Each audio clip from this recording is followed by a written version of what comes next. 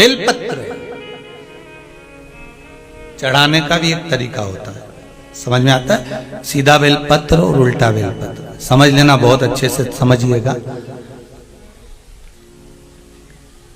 शिव जी के सम्मुख में शंकर भगवान के शिवलिंग पर जब बेलपत्र चढ़ता है तो बेलपत्र का जो सीधा भाग होता है वो शिव जी के शिवलिंग पर होना चाहिए, उल्टा भाग ऊपर होना चाहिए। बहुत ध्यान से समझना हो। जब नंदीश्वर को बेलपत्र चढ़ाते हो, नंदी जो बाहर होता है उसको बेलपत्र चढ़ाते हो, तो नंदी को दो जगह बेलपत्र चढ़ती है, आपको ध्यान में होगा। पहली बेलपत्र नंदी को जब चढ़ती है तो नंदी के सामने चढ़ती है, तो उसका बेलपत्री का जो डंडी का मुख है वो नंदी की ओर होता है और बेलपत्री की पत्ती का मुख शंकर जी की ओर होता है। समझ में आ रहा है सबको? डंडी का मुख, जैसे नंदी ऐसे बैठा है तो डंडी का मुख नंदी की ओर होगा, पत्ती का मुख शिव के, और ये सीधी की सीधी नंदी के सामने नीचे रखा जाती है, नंदी के सम्मुख। और एक बेलपत्र जब नंदी के ऊपर चढ़ती है तो डंडी का मुख शिव जी के ऊपर होता है और इस पत्ती का मुख नंदी के सिर पर नंदी की ओर होता है। ये दोनों में बहुत अंतर है महाराज।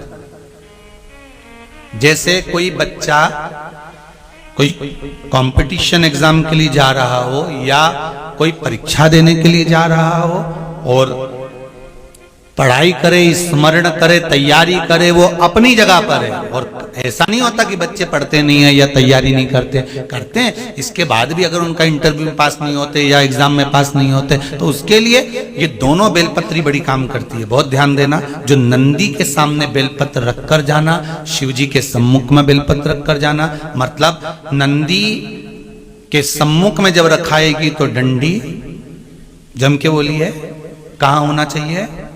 नंदी की ओर। और जब ऊपर रखाएगी तो डंडी शिव की ओर हो। ये दो बेलपत्र रखकर शिव जी का स्मरण कर कर जाएं, कार्य सफलता की ओर बढ़ता है। कोई काम के लिए आप जा रहे हैं तो उसमें सफलता मिल जाती है, उसमें सफलता प्राप्त हो। शिव जी को बेलपत्र चढ़ा रहे हो, जो चिकना भाग है, सीधा भाग शिव जी के ऊपर, शंकर भगवान के ऊपर।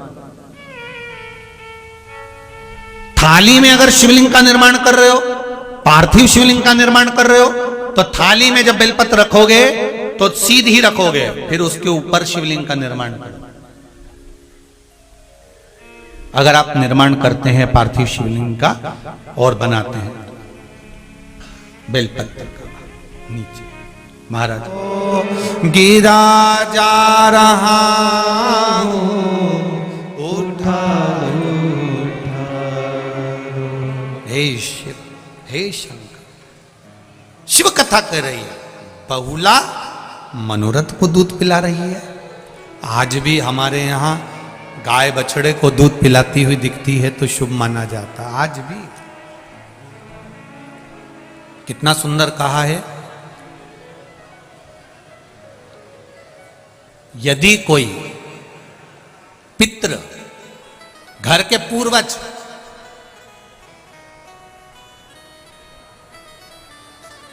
घर के बुजुर्ग, घर के बूढ़े भविष्य पुराण कर रही है। अगर घर का बुजुर्ग, घर के बूढ़े, घर के पितृ जो चले गए, सपने में दिख रहे हैं, और कहां दिख रहे हैं? आप सो रहे हैं और आपके सिर के पास आपके बुजुर्ग खड़े हैं, आपके पितृ खड़े हैं, आपके घर के वृद्ध लोग खड़े हैं, ये आपको सपने में दिख रहे हैं, तो समझ लेना जरूर 15 से 20 दिन के अंदर मेरे यहां कोई खुशखबरी आने वाली है, निश्चित है। कोई खुशखबरी मिलने वाली है, यह हमारे यहां भविष्य पुराण कहती है।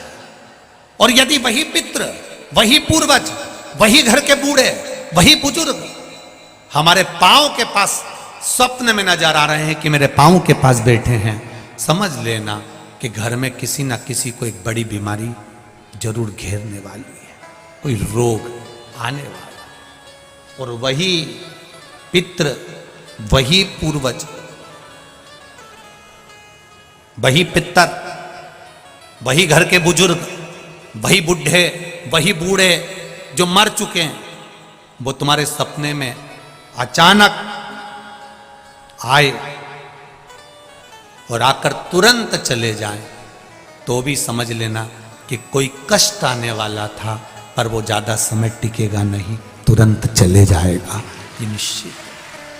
फिर वर्णन किया भविष्य पुराण में,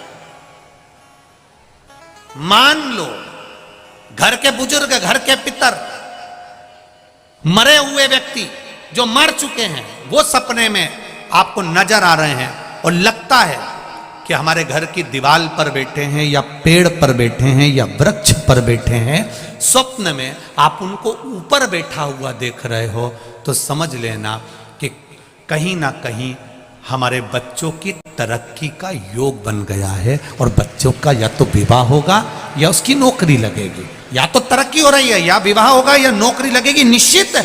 ये भविष्य पुराण का, हमारी पुराणों में बहुत कुछ लिखा है कि आप अगर केवल पुराणों का स्मरण कर लें, केवल पुराणों को अगर पढ़ लें, तो जीवन की सार्थक। हमसे कई लोग कई प्रश्न करते हैं, आप जो बताते हो वो क्या शिव पुराण में है? हम कहते हैं एक बार दिल से गीता प्रेस गोरखपुर की शिव पुराण लीजिए और आराम से बैठकर पढ़िए, एक एक शब्द पढ़ना कि काली मिर्च क्यों चढ़ती है, बेलपत्र क्यों चढ़ती है, दुर्वा का प्रयोग कब होता है, सफेद दुर्वा का प्रयोग कब होता है, भगवान को भस्म किस समय चढ़ाई जाती है, भस्म भी कितने प्रकार की होती है, भस्म का स्वरूप कितना होता है, त्रिपुंड लगाते समय ये 2 उंगली का प्रयोग करने के बाद आखिरी उंगली नीचे क्यों खींची जाती है? तुम तो मंदिर में गए, चंदन लिया, 3 उंगली खींच कर आ गए।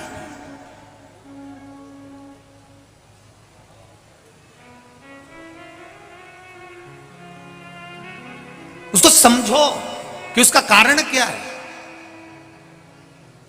2 उंगलियां खींचने के बाद 1 उंगली का चंदन नीचे जब तीसरी उंगली से आता है, तो हम नीचे कितने भी नीचे अगर खड्डे में भी जा रहे हैं और कर्जे में भी जा रहे हैं, नीचे की उंगली अगर हमने बाद में लगाई है, तो हमें ऊपर उन्नति की सीढ़ी पर महादेव चढ़ा ही देता है। ये निश्चितता है त्रिपुंड लगाने की, ये त्रिपुंड लगाने की निश्चितता है हमारी।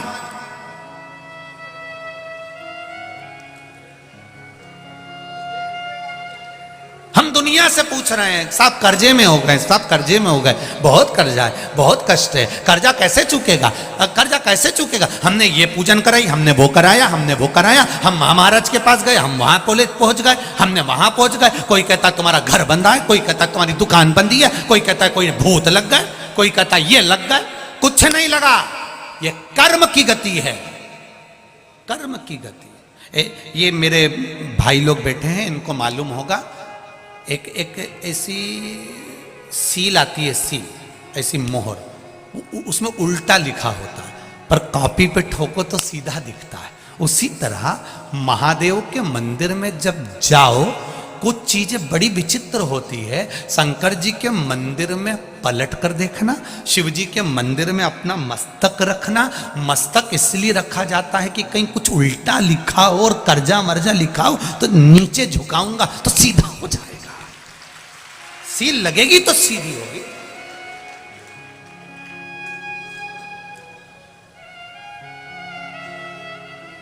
हम कई बार माताओं से कहते हैं, आप जल चढ़ा कर आई हो, आपके पास में चंदन नहीं है, आपके आसपास में कुछ भी सामग्री नहीं है, और आपको लग रहा है कि आज मुझे बाबा को त्रिपुंड लगाना है, कुछ नहीं है, तो भी ये उंगली तो भगवान ने दी है, लगा दिया, हो गया।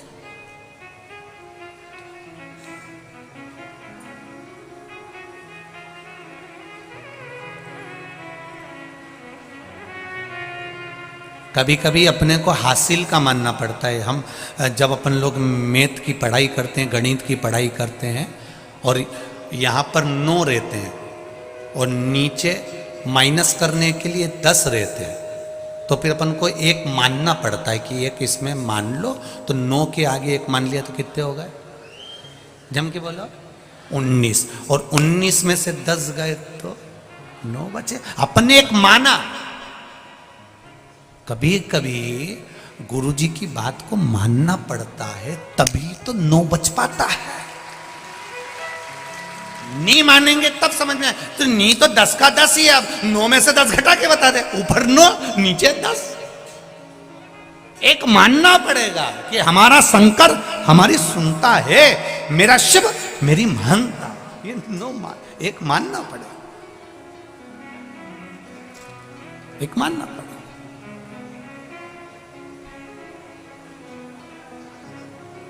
तब हमें कुछ प्राप्त हो। फिर वही बात आ गई, मानो तो मैं गंगा मां हूं, ना मानो तो बहता पानी।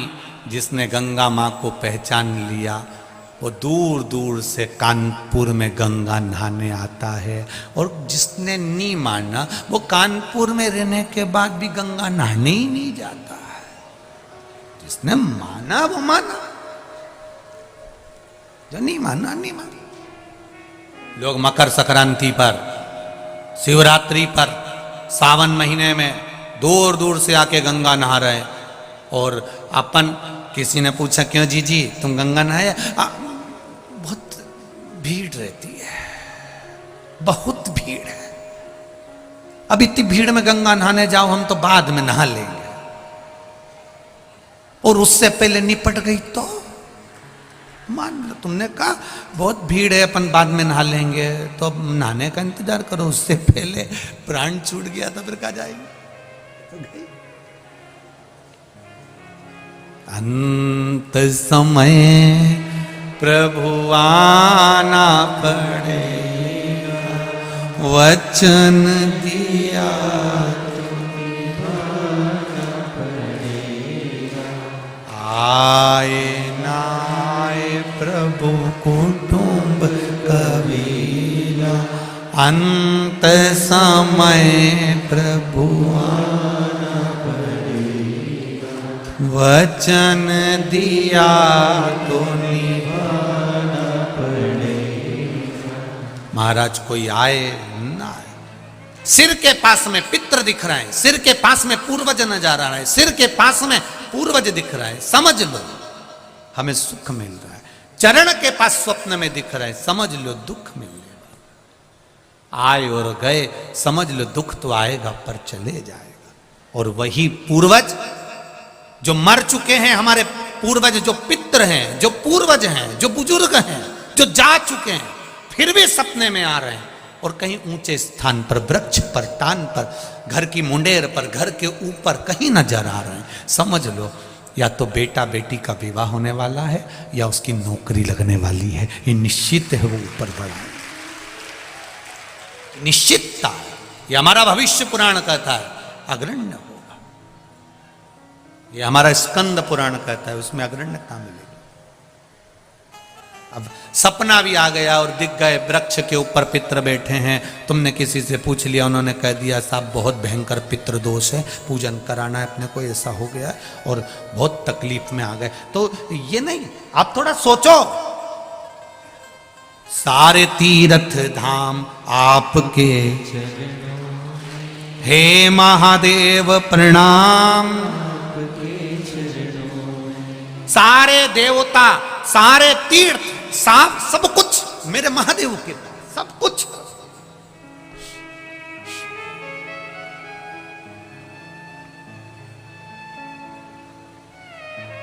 सब कुछ है उसके पास, तो संभाल लेता है। बस आप दिल से जानो। राहु, केतु, चंद्र, मंगल, शनि, शुक्र, बुध, ये सारे जितने भी ग्रह हैं ना, इनकी एक एक की कथा लिखी है इस शिव महापुराण में। चंद्र को भगवान ने काया के रोग से मुक्त करा, सिर पे आके बैठ गया। चंद्र सिर पर आकर बैठा,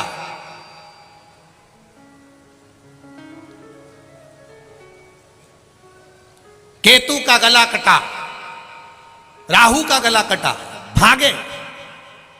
कहां जाएं? शिव जी के पास। भगवान ने पूछा क्या चाहते हो? आपके चरणों में रहना। शिव जी ने कहा जटा के अंदर बैठ जाओ। चंद्र बाहर, राहु केतु अंदर। चंद्र के पसीने छूटने लगे, ये तो हमें खा जाएगा। चंद्र ग्रहण, सूर्य ग्रहण होता है तो इसी में उनको लगा ये हमें खा जाएगा। शिव जी कहते किसी की हिम्मत नहीं है, चुपचाप बैठे रहे चंद्रमा, कुछ नहीं होगा, बैठे रहे वहीं पे। चंद्रमा बैठा, अंदर राहु केतु बैठे हुए। थोड़ी देर बाद पृथ्वी का पुत्र मंगल आ गया। प्रभु क्या हुआ? मुझे नष्ट करने का सोच रहे हैं लोग, मुझे बर्बाद करने का सोच रहे हैं, श्राप दिया जा रहा है। भगवान कहते क्यों चिंता करता है? जहां मैं बैठा हूं जहां से मेरे शिवलिंग का पानी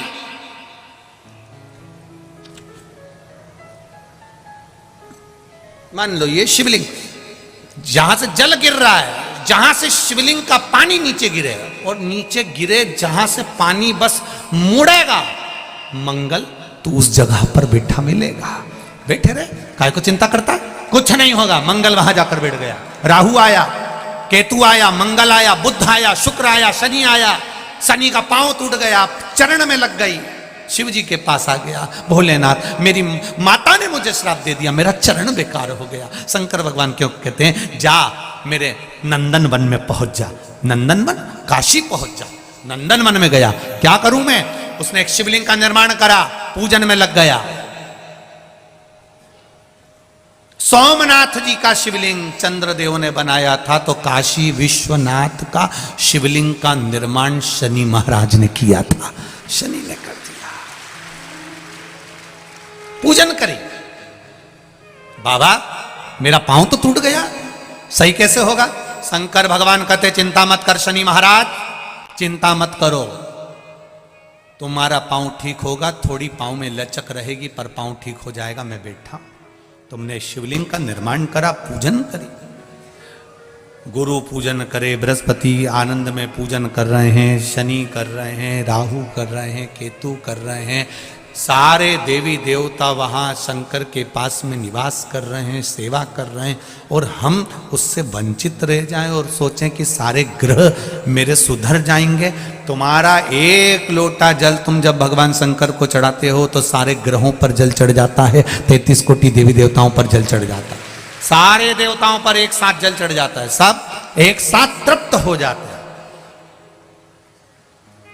सबको तृप्ति मिल जाती है।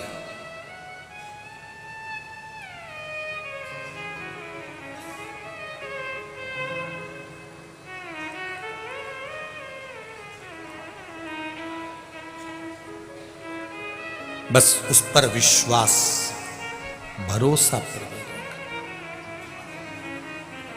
मुझे तेरा ही सहारा है।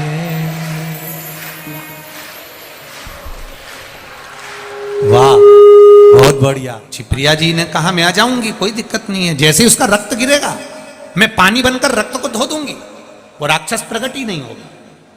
छिप्रिया जी को आने में देरी हो गई और दूषण नाम का राक्षस मर गया, उसका रक्त टपका, 84 जगह पर रक्त गिरा, 84 राक्षस उत्पन्न हो गए।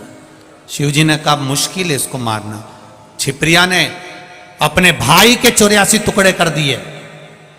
महादेव के जब 84 टुकड़े हुए तो 84 टुकड़े बनकर महादेव प्रकट हो गए और दूषण नाम के राक्षस के जो 84 रूप थे उनका संहार कर दिया।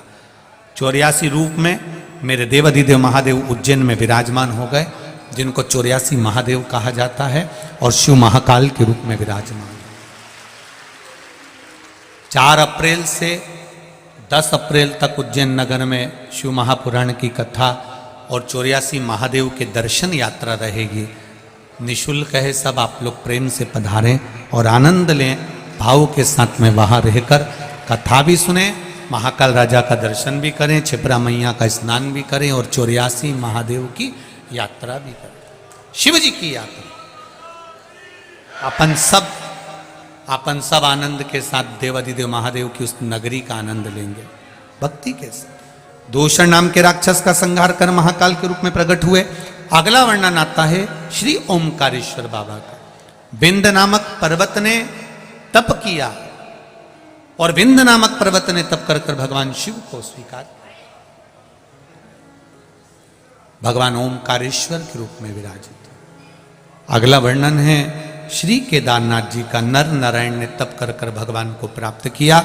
फिर वर्णन आया है श्री भीमा शंकर। कुंभकर्ण की धर्म पत्नी थी करकटी, करकटी का पुत्र था भीम, जिसने देवताओं के मंदिर तोड़ना प्रारंभ कर दिए थे। जब मंदिर टूटने लगते हैं, विक्षिप्त होने लगते हैं, जब दुराचारी दुष्ट लोग मंदिर पर आक्रमण करते हैं और मंदिर को विच्छेद कर देते हैं, मंदिर को तोड़ देते हैं, तब कहीं ना कहीं हमारा शिव किसी ना किसी को प्रकट कर कर स्वयं के रूप में प्रकट होकर उस मंदिर का फिर निर्माण करना प्रारंभ कर देते हैं। ये निश्चित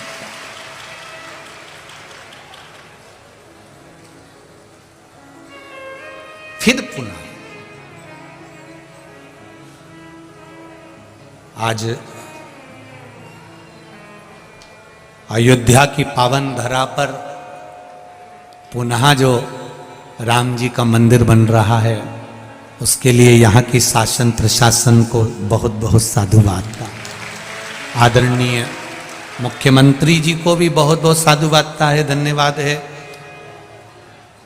प्रधानमंत्री जी को भी धन्यवाद है, जिन्होंने इस राम मंदिर का सुंदर शिलालेख रखकर अपने जीवन की सार्थकता प्रकट करी है। बहुत बहुत साधु। आनंद की अनुभूति है। जहां अवध में राम बैठ रहे हैं, उससे बढ़कर कोई सुख नहीं। बहुत बहुत साधुवाद। आगे वर्णन आया, शिव महापुराण की कथा कह रही है, भगवान शंकर का गुणगान कर रहा है। भीम का संहार करने के लिए भगवान प्रकट होकर भीम का संहार करा, भीमा शंकर नाम हो गया। अगला वर्णन आया है काशी विश्वनाथ जी का। मनु शत्रुपा ने तप कर कर भगवान शंकर को प्रकट किया, भगवान विश्वनाथ जी के रूप में विराजमान हो जाते हैं। अगला वर्णन आया है त्र्यंबकेश्वर बाबा का। गौतम बाबा पर गौ हत्या का दोष लगता है।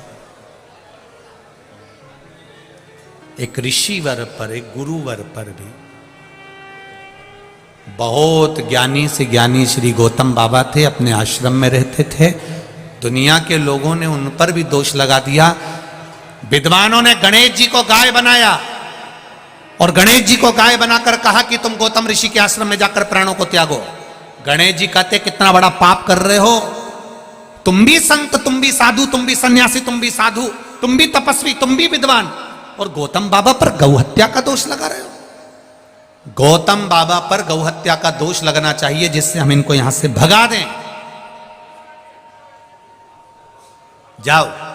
गणेश जी कहने में आ गए और गौ बनकर गौतम ऋषि बाबा के आश्रम में प्राणों को त्याग दिए। सारे नगर के जितने भी विद्वत थे, उन्होंने कह दिया गौतम ऋषि पापी हैं, उन्होंने गौ हत्या करी है, उनको नगर से निकाल दो। धक्के मारकर निकाल दिया गौतम बाबा को। गौतम ऋषि की आंख में जल था, मैंने ऐसा कुछ नहीं करा। पर सब जब एकत्रित हो गए, एक के ऊपर दोषारोपण कर दिया। गौतम बाबा चुप हो गए, पर अहिल्या माता चुप नहीं हुई। गौतम ऋषि की धर्म पत्नी ने तप करा, साधना करी, शिव जी को राजी करा। ब्रह्मा विष्णु महेश तीनों प्रकट हो गए और तीनों ने प्रकट होकर कह दिया ये गौ हत्या नहीं है, ये गौ माता की हत्या नहीं करी गई है। तीनों प्रकट,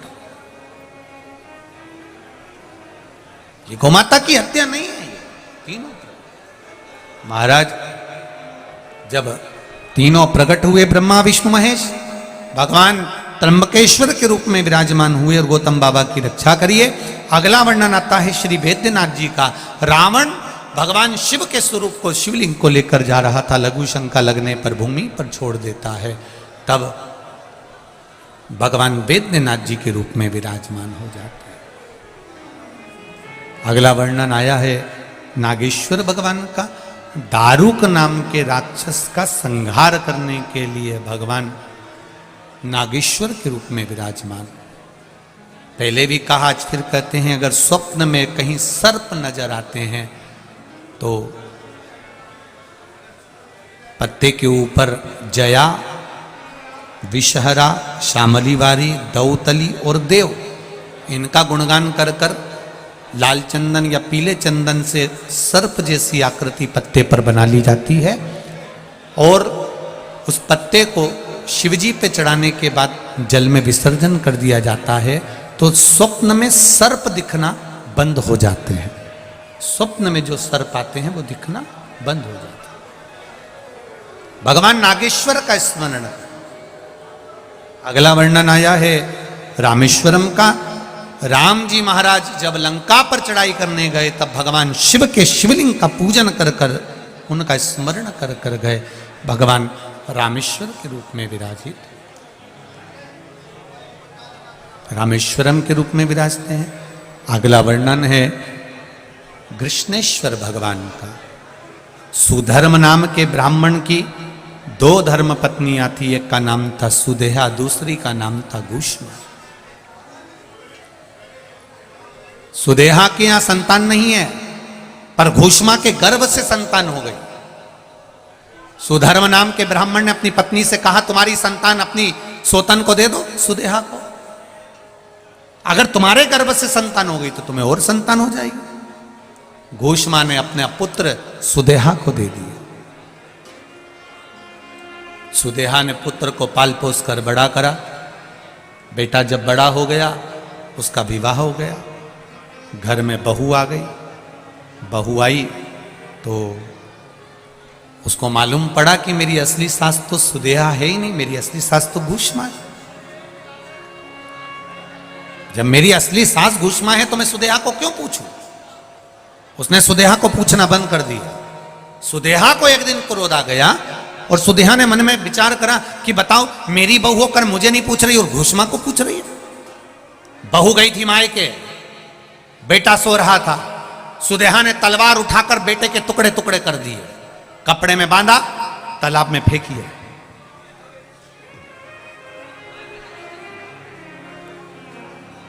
घूष्मा प्रतिदिन भगवान शिव जी के शिवलिंग का निर्माण करती थी, पूजन करके विसर्जन करने जा रही थी। उसी तालाब में विसर्जन करने गई थी जिस तालाब में बेटे के टुकड़े पड़े थे। बाबा से कहा, भोलेनाथ, बेटे को देखे हुए बहुत समय हो गया, ना जाने मेरा बेटा कहाँ चले गया। शंभू कृपा करो मेरे भोलेनाथ। जैसे ही शिवलिंग तालाब में गया, तालाब में से तैरता हुआ बेटा बाहर निकल आकर खड़ा हो गया।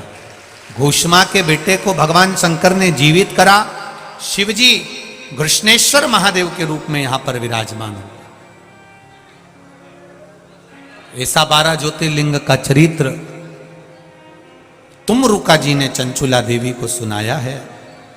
पति प्रेत योनि में पड़ा था, वो छूट गया है।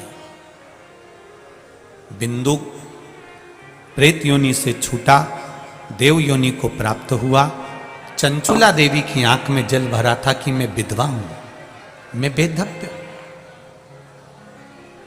क्या मैं बेधव्य ही रहूंगी? भोलेनाथ जी ने कहा, सुनो तुमरुका जी, जो कुंवारी कन्या शिव महापुराण की कथा का रसतत्व ग्रहण करती है, उत्तम वर प्राप्त कर कर अखंड सौभाग्य पाती है। जो सौभाग्यवती नारी इस कथा को सुनती है, वो अखंड सौभाग्य लेती है। जो वेधव्य नारी शिव महापुराण की कथा सुनती है, उसका अगला जन्म वेधव्य का नहीं होता, वो अखंड सौभाग्य लेकर जाती है। जो पुरुष युवान शिव महापुराण की कथा को जो बच्चे श्रवण करते हैं, वो मनवांचित फल को प्राप्त करते हैं। जहां शिव महापुराण की कथा होती है, वो पंडाल नहीं होता, वो कैलाश धाम होता है, जहां बैठकर लोग कथा सुनते हैं। 7 दिन का ये कल्पवास है। जहां भी शिव पुराण होती है, दूर दूर से लोग कथा सुनने आते हैं। 7 दिन का ये कल्पवास है। जैसे आप लोग प्रयागराज में जाकर रहते हैं माघ महीने में, काशी जाकर रहते हैं कार्तिक महीने में, उसी तरह आप लोग ये कल्पवास जो 7 दिन का शिव महापुराण है, ये कैलाश में आकर रहते हो 7 दिन के लिए। 7 दिन ये कैलाश पर्वत है, जहां पर बैठकर मानसरोवर के तट पर आपने कथा सुनी। समिति ने, कार्यकर्ताओं ने दिल से इस कथा का रसतत्व ग्रहण करवाया। सिद्धार्थ जी गुप्ता, विमल जी त्रिवेदी, ललित जी तिवारी, जितेंद्र जी शुक्ला, पुष्पलता श्रीवास्तव, अलका श्रीवास्तव, संदीप कुशवाहा, शैलेंद्र जी वर्मा, अरुण जी यादव, मानसिंह जी यादव, कमलेश जी त्रिवेदी, ये सभी भाग्यशाली हैं। उसके साथ में आप सब भी भाग्यशाली, जिस पावन शिव महापुराण की कथा का रसतत्व ग्रहण कर। बाबा देवाधिदेव महादेव भगवान शिव जिस हृदय से, जिस भावों से, जिस दिल से आपने कथा को सुना है, मेरा आनंदेश्वर महादेव, मेरा कुबेर भंडारी आपके भंडार भर कर रखे, ये निश्चित। जिन्होंने सेवा करी, दूर दूर से आए हुए लोगों को कहीं चाय पिलाना, पानी पिलाना, कहीं बिस्कुट बांटना, कहीं भोजन बांटना, कहीं पोया बनाकर लिया है वो बांटना।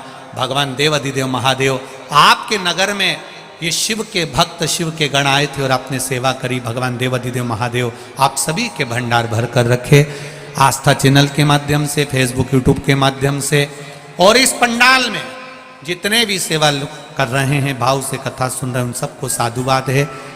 पूरी मीडिया को, पत्रकार संघ को नमन करता हूँ। आप लोगों ने बहुत सुंदर सूचना जनमानस तक दी है। प्रशासन को, यहाँ के कलेक्टर महोदय, एसपी, डीएसपी, एसएसपी, जितने भी कमिश्नर आदि हैं, सभी को मैं नमन करता हूँ। और यहाँ के आदरणीय मुख्यमंत्री जी को, सतुआ बाबा जी को भी नमन करता हूँ, जिन्होंने बहुत भाव से यहाँ पर सेवाएं प्रदान करवाई हैं, उसके लिए साधुवादता है। और आनंद के साथ पूरी पुलिस प्रशासन ने बड़ी मुस्तैदी से, बहुत संख्या में पुलिस प्रशासन ने, यहाँ के नगर निगम ने और सभी ने मिलकर इस कार्य को संभाला है।